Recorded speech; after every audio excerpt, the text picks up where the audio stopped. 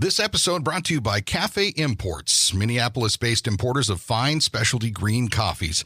Independently owned and operated since 1993, Cafe Imports has been dedicated to decreasing its impact on the earth through renewable energy, carbon neutrality, and by supporting conservational efforts in places where quality coffee is grown and also where quality coffee is consumed. Where does your coffee come from?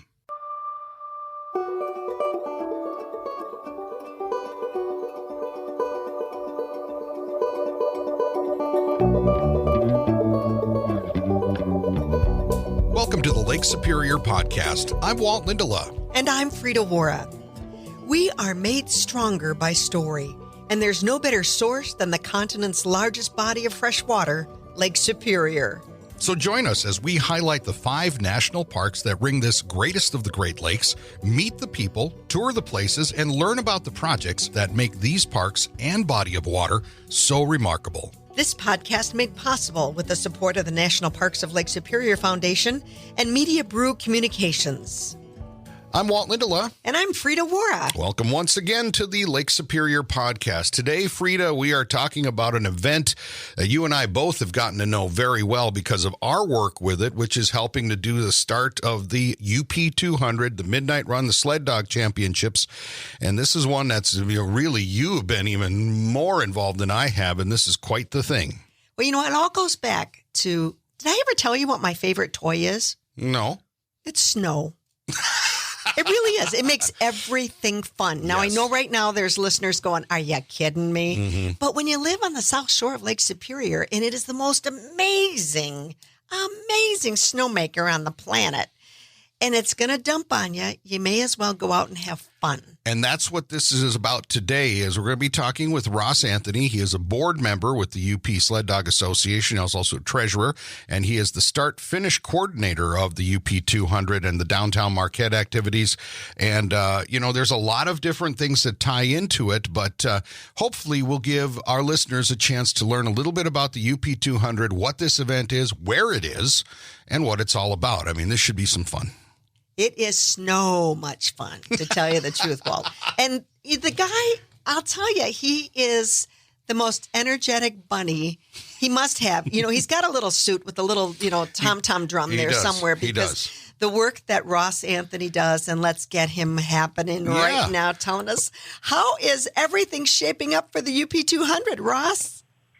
Oh, it's good to be back, first of all. Yes. We took that year off, and we had to postpone to 2022, and unfortunately weren't able to run like so many other events in 2020. And I think we're ready to be back and better than ever. So it's shaping up. We're full speed ahead, and it feels good. It was refreshing, I think, to have the year off. Unfortunate that we couldn't do it, but I think we're all really excited to be back. Well, let's talk a little bit about the UP 200. The UP 200 Sled Dog Championship, for those that are not familiar with it, what happens during this event? What goes on? Well, first and foremost, it's a sled dog race.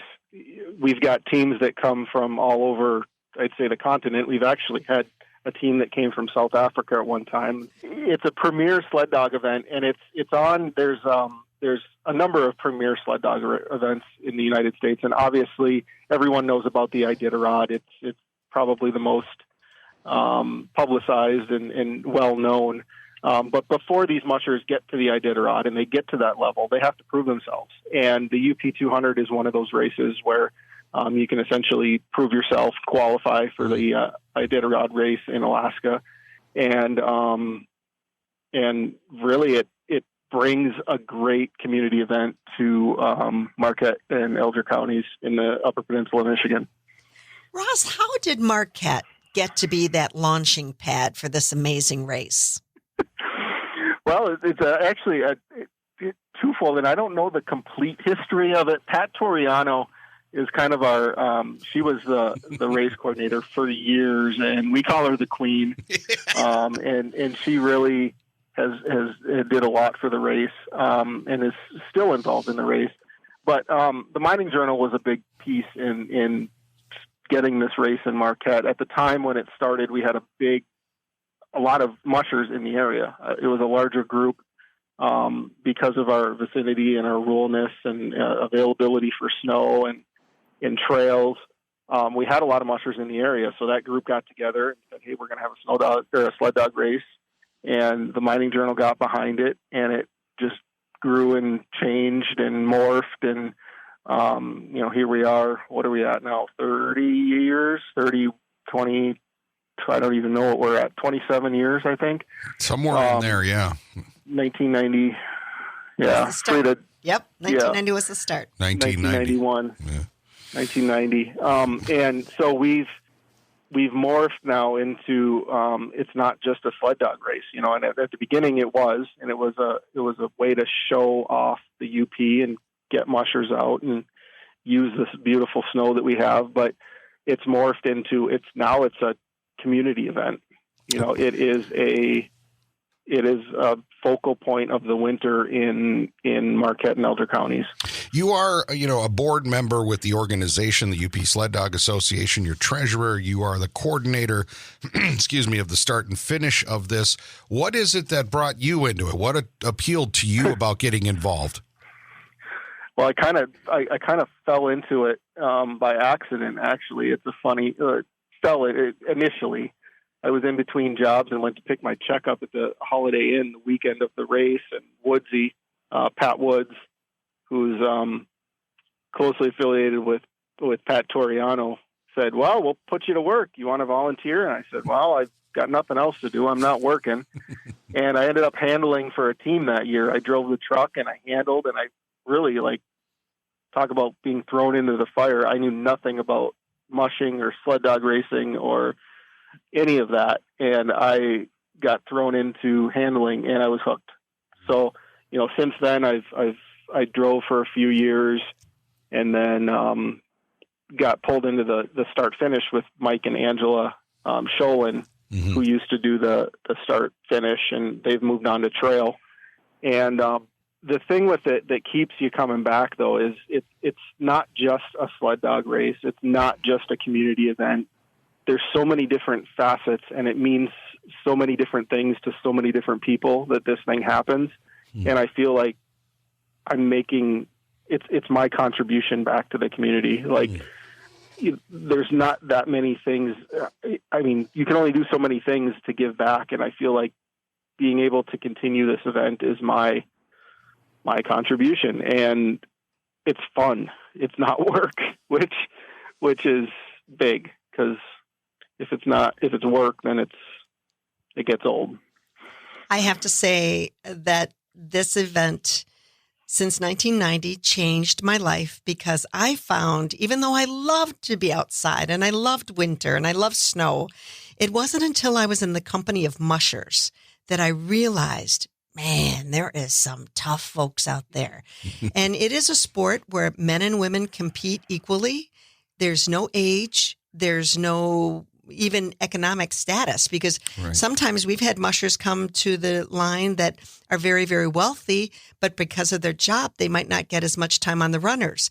And then there's the folks that are just scraping by and feeding that dog yard of hungry animals out there, and they've got the time on the runners. So it's just the most amazing event. And of course, that's how, for me, I ended up going to the North Pole, because you hang around with some mushers and you learn about what you can do when you're traveling with dogs. And I think that's the other aspect of this, Ross. Share with folks that are just saying, so you put on this event, but the logistics of making, what's the exact mileage? I think I've heard 260 miles, because the dog teams run from Marquette through the whole eastern Marquette County and into Alger County. They're traveling through Pictured Rocks, which is why this is really an important event for the National Parks of Lake Superior Foundation to definitely be able to share, and then back. So I mean, that's a trail through some of the wildest country we've got in the Upper Peninsula. Yeah, tell us about the logistics of it. Yeah, it's and the trail varies. The mileage varies every year depending on where we go and property owners and whatnot. But the logistics, if you think about it, total 240 miles, typically in that range, somewhere in there. And Marquette to Grand Marais, we're traveling through, I think it's 4 different counties actually, because we do dip down out of Elgin County for a little bit. I think we're in Schoolcraft, I think, and then I want to say a little bit maybe in Luce when we get out to Grand Marais up on the up in more towards the park actually. But the logistics, the biggest logistical thing that people don't think about is there's roads.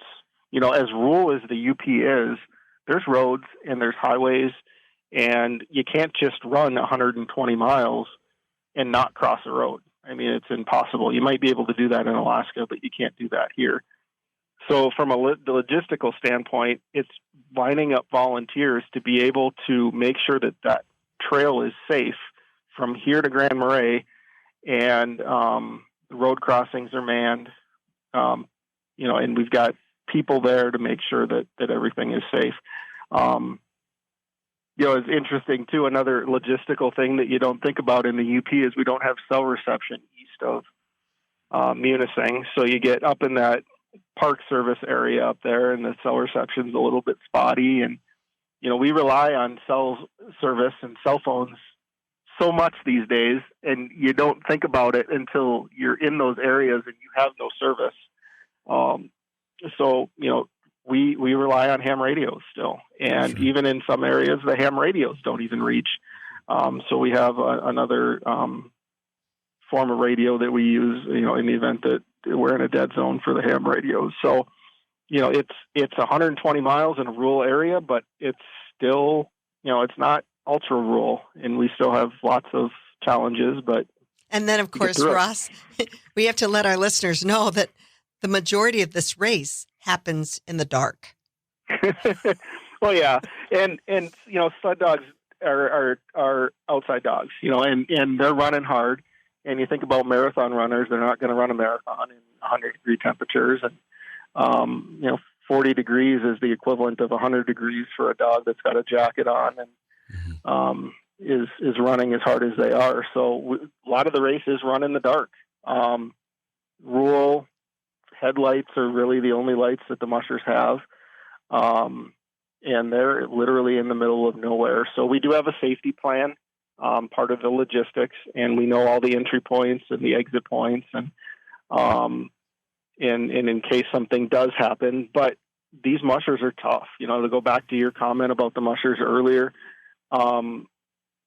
we see it these days on TV. There's all these shows about Alaska and living off the grid and mountain men and, you know, Alaska, the Great Frontier. And it's kind of sensationalized in television these days. But when you really meet these mushers and you see what they go through, and to do that and to actually live that life is nowhere near what you see on TV.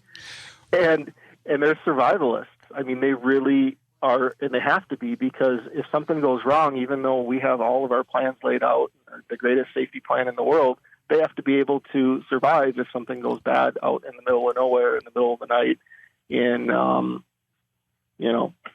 I love that I love that it's a population that you can't complain to them about anything. Because if you come up to a musher and you say, I'm cold, I'm tired, I'm frustrated, I'm hungry, I'm sore, I'm broke, you know, they're going to look at you and go, welcome to my world. So, you know, I mean, this is truly, I think that's what hooks us all. Walt, I'm sure you agree with it as well. Yeah. That we are in the company of some people that take us out of our comfort zone and show us a whole new level of living. Well, one of the things that's always struck me with the UP 200 and this effort is not only the fact that it is what it is, a 200-some-mile sled dog race, but it is, as Ross, you've been saying, it's a community event. There's community, and a lot of people may not be familiar with what actually happens with it. You are the start-finish coordinator of the UP 200.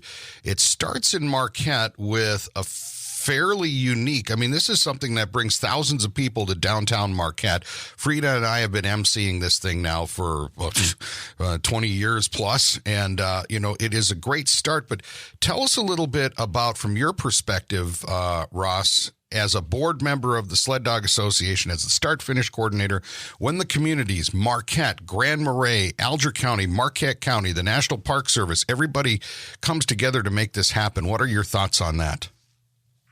Yeah, every year it's the same thing. We start the day after the race ends. The previous year planning. It's a 365-day planning. I mean, we never quit. We maybe take a month off in July or something. But the communities that are involved in this, for us, it is a premier event, and it's something that everybody knows is coming. They count on it. Grand Marais is the prime example of that. The entire town of Grand Marais comes out. They have snowmobiling in the wintertime, which is, that sustains a lot of their business. But this is the weekend, and Grand Marais just comes out, and typically when people think of Grand Marais, it's either snowmobiling or, summertime, you're going up there to visit and camp or, spend a day on the water or whatnot. But this day for Grand Marais means a lot to the entire community, and it symbolizes them coming together, where everybody is involved. And it's not just the hotels, it's not just the restaurants, it's the, the senior citizens, it's the women's club, it's it's everybody pulling together to make this thing happen. And that's just Grand Marais. Wetmore is the same thing, Munising, and then Marquette, obviously, with the start, gets the most attention, but really attention aside because of the Friday night start, which is amazing and wonderful and full of energy and gets people outside. Those smaller towns, you really see it more, I think, than you even do in Marquette, because it's such a big deal for those towns. All you have to do is stop in at a checkpoint and you'll see, because this is running for 24 hours. Mm-hmm. It begins Friday night. Well, the race starts Friday night. Of course, there's the banquet Thursday night where we get a chance to meet the mushers. And it's really special because some of these mushers now, the race is old enough that it will be the sons or daughters of some of the original mushers that are out there. Mm-hmm. And you'll see some dog teams that are also bloodlines from previous winners. And that just makes it really exciting, too, because they're not fur-covered snowmobiles, absolutely. No. And you get to those checkpoints and the demand that a checkpoint has to have to, at Grand Marais, the guys that are out there with their snowblowers making enough little areas for dog trucks to pull in, because Grand Marais is also the turning point, and that's where most of the rest over time that mushers will take will be at the Grand Marais checkpoint. Mm-hmm. Yeah. You know, and Ross, when you coordinate this kind of stuff as an organization, you need volunteers. And I wanted to ask you about this, make sure that we get this in here at least once or twice through this. We're talking with Ross Anthony. He's a board member with the UP Sled Dog Association, start-finish coordinator for the UP 200 Sled Dog Championship, starts in Marquette and finishes in Marquette. You have been with this group, but these checkpoints, these road crossings, all of these areas run on volunteers. What is the process if somebody wants to not only find out more about the race, but wants to become a volunteer? Tell us a little bit about how they can get involved. Yeah, we're actually in the process. I think this week, it's going to go live. The volunteer sign up on the website. First of all, our website, up200.org. Is a wealth of information. We try to throw as much out there as we possibly can for both spectators, volunteers, potential sponsors, because we can't run without money. So we also need sponsors, and the community, that's another piece of the community that steps up year in and year out. But volunteering, I've always found that the best way to experience something is from the inside out. Whether it's just 1 year or 2 years, or you can go to an event, but do you really know the event until you've really dove into it, or you've done something from the backside? And that's kind of what happened with me getting involved, and I just wanted to know more. And granted, I got put on the spot, but at the same time, it was an opportunity to say, hey, I know nothing about sled dog racing. This thing's been going on in town for how many years? What's this all about? Mm-hmm.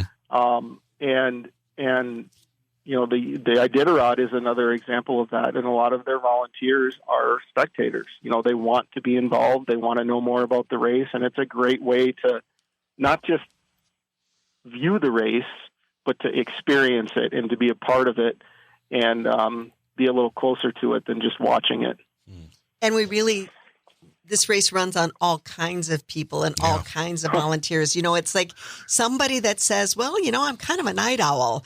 And that's probably where Ross is going to say, well, let's see. Maybe you should be out there, the Rapid River Truck Trail from maybe 2 a.m. till 5 a.m.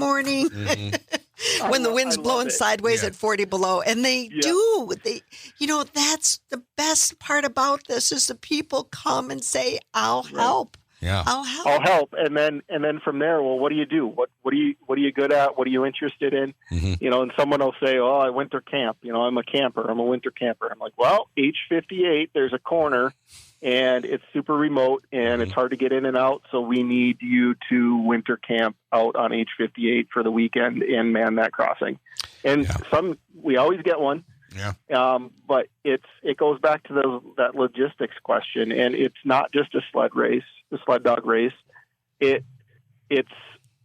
you don't just jump on a sled and run a trail. Right. There's so much that goes into it that you need different types of people. It used to be run by mushers. We had a board that was full of mushers, but now we've got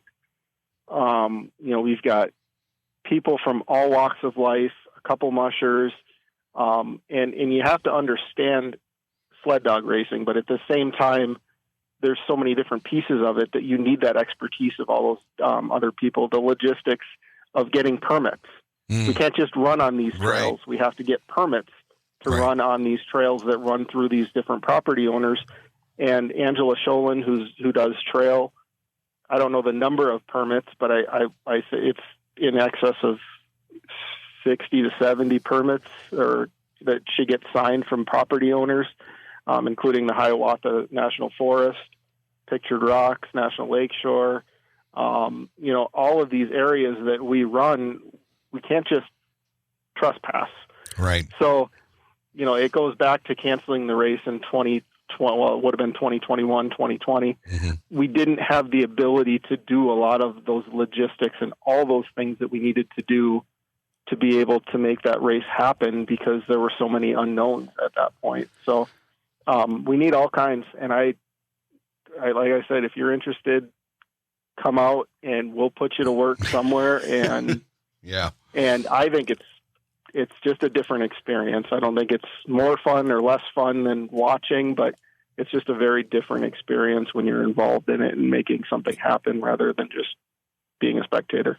We're talking with Ross Anthony. He is a board member with the UP Sled Dog Association. It's about the UP 200 Sled Dog Race. It runs from Marquette into Alger County and surrounding areas all the way up to Grand Marais through the Pictured Rocks National Lakeshore. It's part of our Lake Superior podcast today. I'm hearing you, Ross, talk about this with, you've got a real verve for it, an interest in it. Has it crossed your mind to run this race ever? Have you ever thought about it? Well, we're talking about logistics, so we might as well stick with logistics.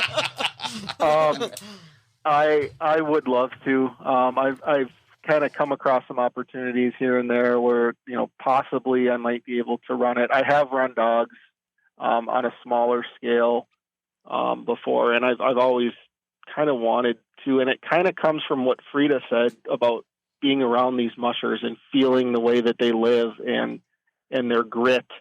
And it might sound a little bit odd, but I want to feel that.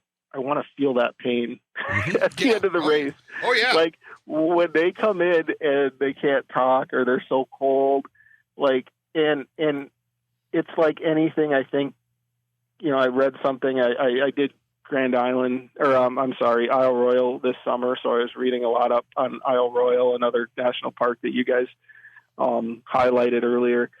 And part of that, what I was reading, leading up to that was experiences are not memorable unless they're slightly painful. Yeah. And it kind of hit home because, it's the UP 200 sled dog race. we maybe sleep, the board and the people that are really involved don't sleep much, and it's tiring, and it's a labor of love in a lot of cases. But, without that pain, I don't feel like it would be what it is now. If I didn't tweak my knee a little bit while I was at Isle Royal, I don't think I would have had that challenge of getting through that while and hiking what I needed to hike and get from place to place. And I kind of want to feel that.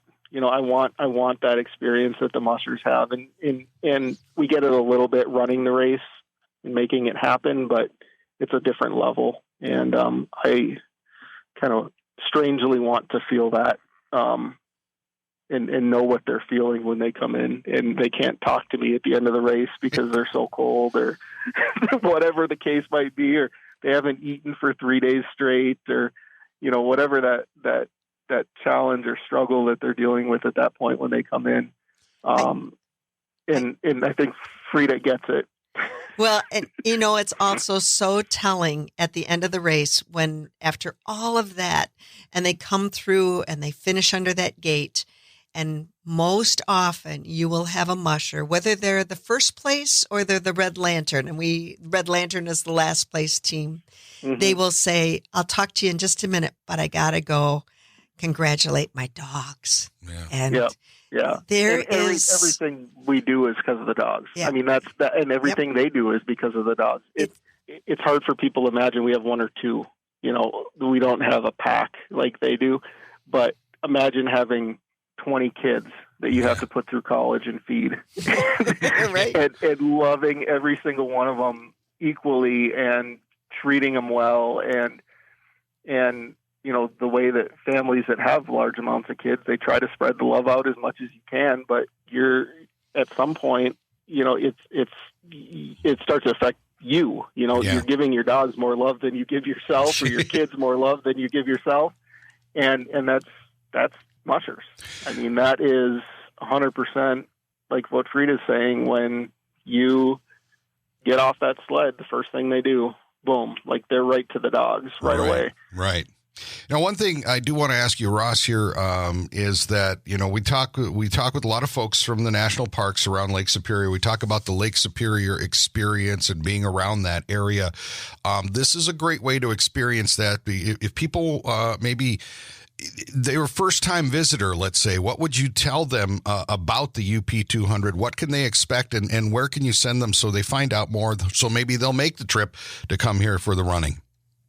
Yeah, the website, up200.org, is a great place to start. But I've always told people, if you really want to experience this race, obviously the start is big. I mean, you want to experience that.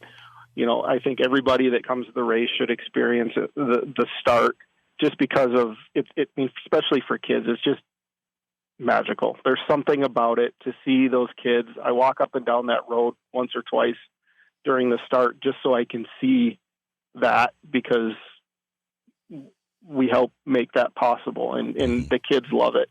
But you got to get outside of town. You got to find, you got to go to, up on H58, find somewhere remote, go to Chatham, go to, I think Grand Marais is excellent. It's not just coming to town, going to the start, and then staying in town while the mushers are out. You got to get out of your car. The section up on the lakeshore up by Grand Marais, excuse me, is absolutely gorgeous. It's more conducive to snowmobile access, because it is pretty remote up there. But if you're a first timer, check the start out. And then we also have what's called the mush bus. Yep. And you can get on the mush bus, and it will drive you up to Grand Marais with a couple stops in between. There's a guide, and it'll basically take you up to the town of Grand Marais, where the turnaround point is. You get to be able to experience that checkpoint in Grand Marais, where they're 120 miles out of Marquette. And then it drives you back to Marquette, and you can experience the finish, or you can kind of watch them as they come through, Harvey and the lakeshore again back into Marquette, outside of those start and finish areas, because the start and the finish are points. But there's so much. We talk about the journey all the time, right, rather than the destination. And I feel like the checkpoints, the start, Grand Marais, they're all destinations, but the real story and the beauty of this is the in-between. And if you can get out there and experience the in-between, I think that's nature. I mean, that's the UP. Yeah. The road crossings at Ackerman Lake and Rapid River Truck Trail and all those little areas where they're crossing those roads, and they need the extra people there just to be a safety net for getting those teams across, and certainly signaling to the musher, come on through, you're ready to go.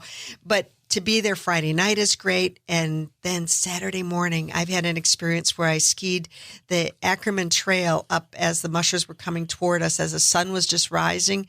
And you get a feel for what it's like when these mushers have been traveling through the night.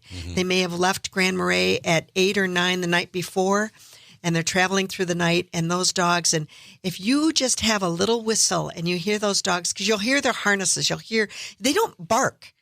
Sled dogs bark like crazy before they're ready to go. But as soon as you pull that snow hook and let them go Friday night, it's silent. They're just on it. Right. But when you just hear that harnesses jingling and you just do a little whistle or just do a, come on, and you can see they're so happy to have someone encouraging them. We all need cheerleaders in life, and it's including sled dogs. But, if somebody, says, what can I do on that Sunday morning? Just have an extra dozen cinnamon rolls that you take out there and a big old pot of coffee that you can share with whoever's been out there, because the volunteers in the Upper Peninsula who will stay all night long, manning a road crossing, they're going to need some love. Again, Ross, the website, what is the address so people can go there? Because there's all kinds of opportunities to volunteer, including, as Frida likes to say, being a hooker on Friday night in downtown Marquette, which, by the way, is... We should explain that, guys. What is a hooker, at least in the context of the start of the UP 200? Well, our most tenured hooker, and probably the best hooker that we have on Washington Street in Marquette, is Louie, and he's older. I hesitate. I don't know how old he is. Old enough he's going to be coming after you, Ross. Yeah, he's coming for you. He doesn't act like it, though. You'd never know that he was older. But yeah, hookers are integral in that beginning of the race, because they actually get those hooks down on the line. These are literally the hooks that hold that cast team iron, back. serious hooks. It's a parking brake. Yeah, and then release it and go. Yeah. You need to see one up close, though. Yeah. Well, all this is at the website again, which is what? up200.org. That's good, man. That is just a pleasure to have you on today, Ross. You've just given us a lot of information and hopefully encouraged some of our listeners from wherever that they might look a little bit more into. Maybe they won't make it this year, but sometime in the future to come check out the UP 200 here along the Lake Superior shoreline. So we really appreciate your time today. Yeah, I appreciate you guys having me. And I also think it's great what you guys are doing for the parks. And Pictured Rocks obviously gets a lot of notoriety in the winter, in the summertime, because of the cruises and the lakes and the visual side of everything. But the land side of Pictured Rocks is just as beautiful in the wintertime. And it's something that I don't think has been highlighted as much. Obviously, we have the ice climbing and everything else that Munising does with snowmobiles and winter recreation, but I think it's great to be able to highlight Pictured Rocks in the wintertime, because it is just as beautiful. And I don't think as many people come up in the wintertime, but especially for those areas downstate, out of the area, if you don't get snow, you can almost guarantee that there's going to be 2 feet of snow in February in the Pictured Rocks area. And the good thing is you don't have to live in it. You can just come and play in it and then go home. And you don't have to shovel. Yeah. Well, Ross, we appreciate your time today with us on the podcast, and thank you very much today, okay? Oh, that's great. Yep, I appreciate it. Thanks, all right, guys. We'll see you. Goodbye. That is Ross Anthony. He is a board member and treasurer with the UP Sled Dog Association, also the start and finish coordinator for the UP 200 Sled Dog Championship in Marquette. It runs from Marquette over to Grand Marais in the Pictured Rocks National Lakeshore. And Frida, he's got me looking forward to it, for another year. And he's right. It's nice to have it back. And it is certainly an event worth checking out. Friday night, February 18th, downtown Marquette. Book your travel as quickly as you can if you're out of the area, and we've kind of spurred you to come have snow mush fun. I think that's a good way to wrap it up right there. We appreciate you all checking in with us on the Lake Superior podcast again, and we will be back with another episode really soon. I'm Walt Lindala. And I'm Frida Waara. Thanks so much for listening. The National Parks of Lake Superior Foundation, NPLSF, is the only official nonprofit 501c3 fundraising partner of the National Park Service for all 5 U.S. national park sites on Lake Superior. To learn more about NPLSF projects and programs, you can visit the website at nplsf.org or friend them on Facebook. I'm Frida Waara. And I'm Walt Lindala. Thanks for listening to the Lake Superior podcast. This podcast made possible with the support of the National Parks of Lake Superior Foundation and Media Brew Communications. This episode brought to you by Cafe Imports, Minneapolis-based importers of fine specialty green coffees. Independently owned and operated since 1993, Cafe Imports has been dedicated to decreasing its impact on the earth through renewable energy, carbon neutrality, and by supporting conservational efforts in places where quality coffee is grown and also where quality coffee is consumed. Where does your coffee come from?